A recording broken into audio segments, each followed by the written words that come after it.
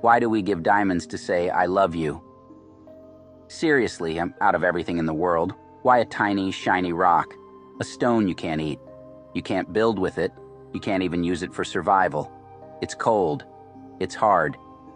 And for most of human history, it wasn't even considered rare. So how did something so fundamentally useless become the ultimate symbol of love, commitment, and forever? It didn't happen naturally. It wasn't destiny. It was designed, built, marketed, implanted.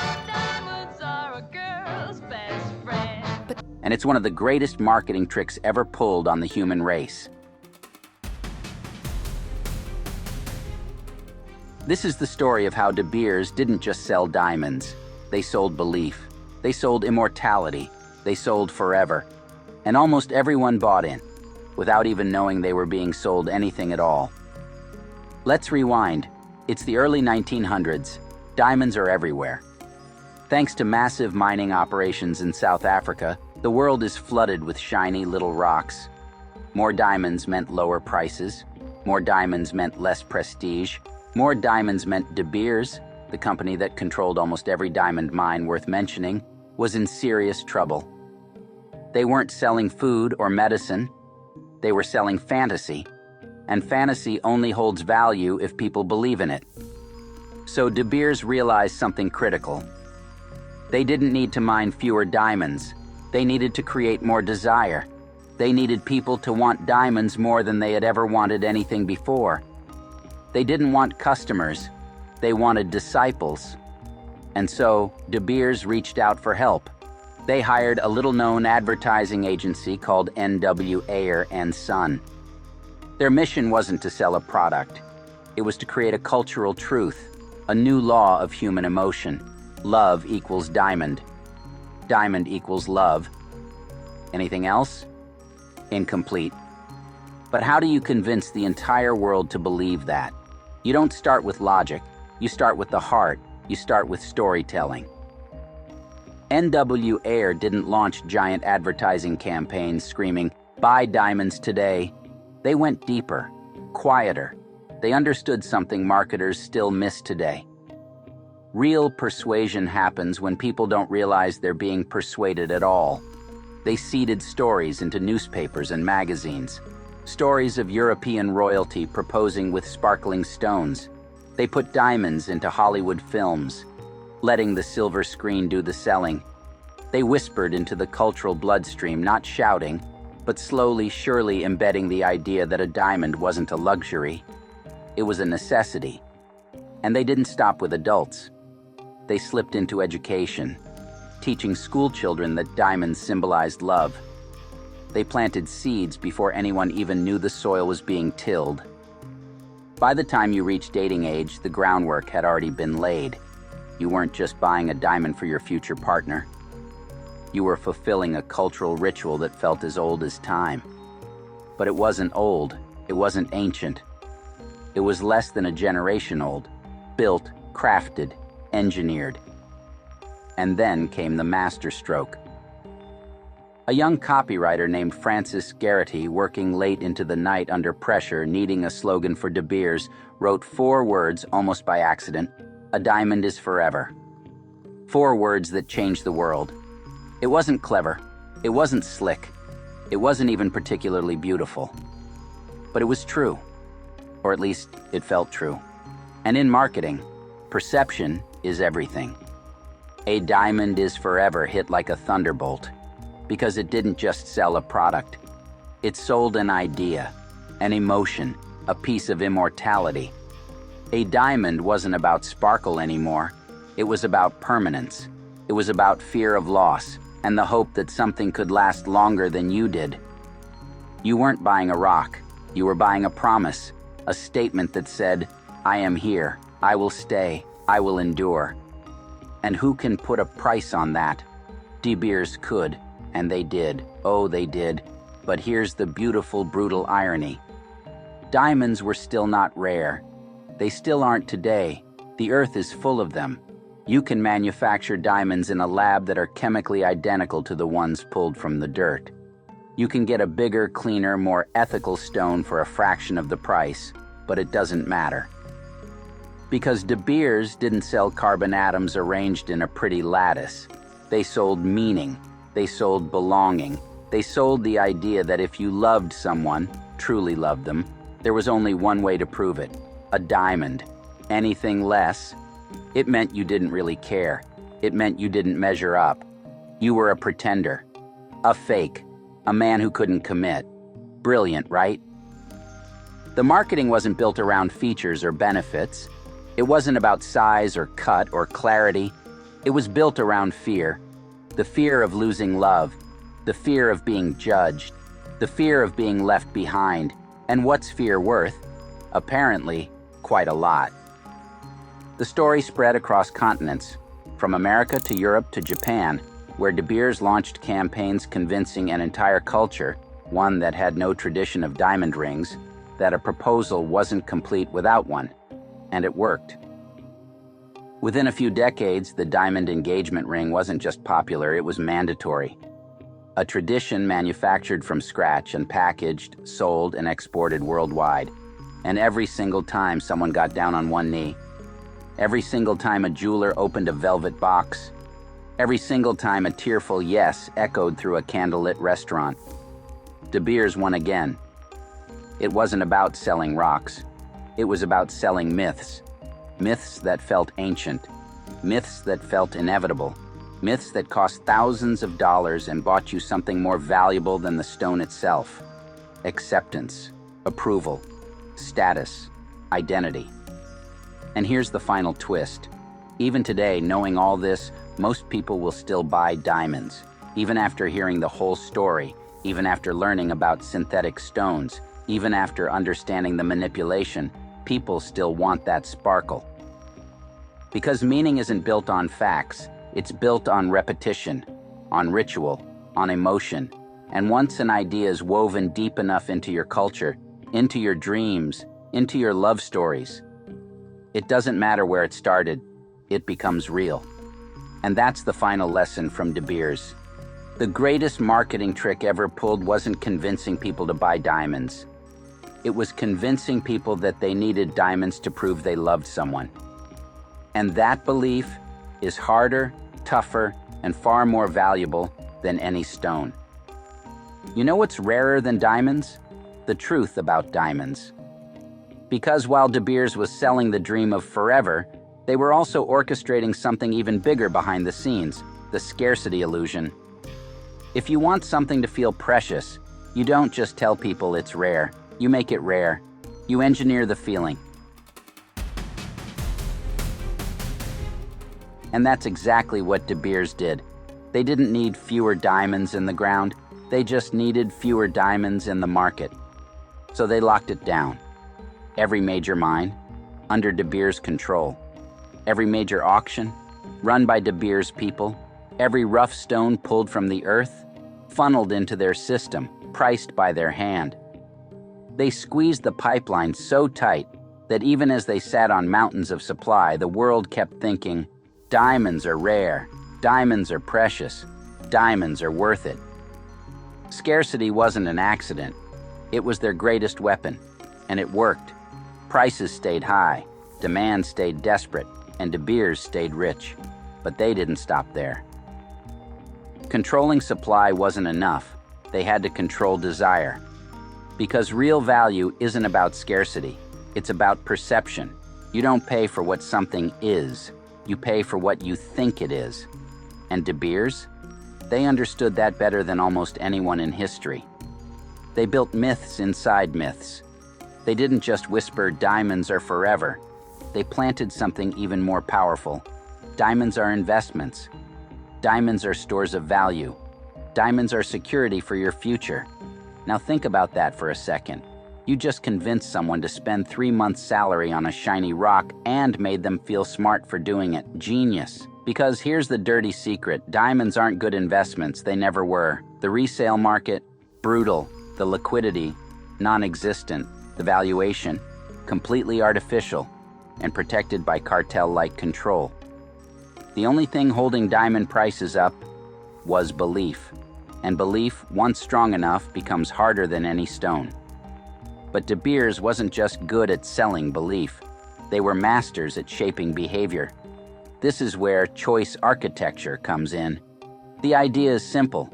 You design the environment so people choose what you want, while thinking it was their idea all along. Want to propose marriage? Sure. But you already know what you're supposed to buy. Want to show you're successful? Sure. But you already know what glitters just enough to say it. Want to belong to the culture of love? Sure. But there's only one road, and it's paved in diamond dust. Choice architecture doesn't just nudge you, it builds invisible walls around your options, until what's left feels obvious, inevitable, natural. But it's not natural. It's constructed intentionally, and the walls are high enough you never even see them. You just think, this is what people do. This is how it's always been. This is just what love looks like. It isn't. It's what De Beers made it look like. The real brilliance? They didn't just control markets. They controlled milestones, engagement, marriage, anniversary, birthdays. Every major life event was an opportunity to tighten the story. Every emotional moment was a chance to slip another diamond onto another hand. The story became self-reinforcing. People believed because they saw others believe. The more people bought in, the more normal it looked. And when something looks normal long enough, it starts to look necessary. That's cultural inertia. And De Beers weaponized it beautifully. But like every empire built on myth, cracks began to show. The 1990s and early 2000s brought something De Beers couldn't control: information. The rise of the internet meant that people could whisper new stories to each other. Stories about blood diamonds, stories about human rights abuses, stories about environmental destruction, stories about the ugly cost behind the sparkle. And for the first time in almost a century, people started asking questions, started doubting, started seeing the magic trick for what it was. De Beers responded with campaigns about conflict-free diamonds, but the damage was done. Once belief starts to erode, even a little, it spreads. It cracks the surface, and the cracks deepen with every new generation that refuses to swallow the old myths whole. Today, fewer young people believe that diamonds are a necessity. Lab-grown diamonds are on the rise, cheaper, cleaner, guilt-free. And De Beers, they're scrambling to pivot, selling their own lab-grown stones under different brand names, trying to ride both sides of the wave, still whispering about forever while cashing in on the new skepticism. Because they know the truth, diamonds were never about the product. They were about the story. And stories, unlike stones, can be rewritten. They can change, they can die, or they can be reborn. So next time you see a glittering ring in a storefront window, next time you hear that familiar pitch, next time you feel that tiny pressure inside you, that whisper that says, you should buy it, you have to, it's what love looks like. Take a breath, look closer, and ask yourself, whose story are you living, yours or theirs? Because the diamond you see, it isn't rare, it isn't eternal, it's a brilliant trick, played so well, you never even saw the magician's hands. It's easy to look at De Beers and see nothing but manipulation. And sure, they engineered one of the most successful marketing campaigns in human history. But the real magic? It wasn't De Beers shouting louder. It was De Beers understanding something deeper, something primal, something inside every single one of us. They didn't just sell diamonds, they sold human psychology back to us, dressed up in velvet boxes, wrapped in shiny promises, and sealed with 4 little words: a diamond is forever. So how did they do it? Let's break it down. First weapon, scarcity. Humans are wired to want what they think they can't have. When something is rare, it feels valuable, automatically. We evolved to chase scarce resources because, once upon a time, that's what survival demanded. De Beers didn't need diamonds to be rare in reality. They needed diamonds to feel rare. So they controlled supply. They created bottlenecks. They made you think that every sparkling stone was a precious chance that might not come again. And it worked. Scarcity didn't just make diamonds expensive, it made them emotional. Second weapon, social proof.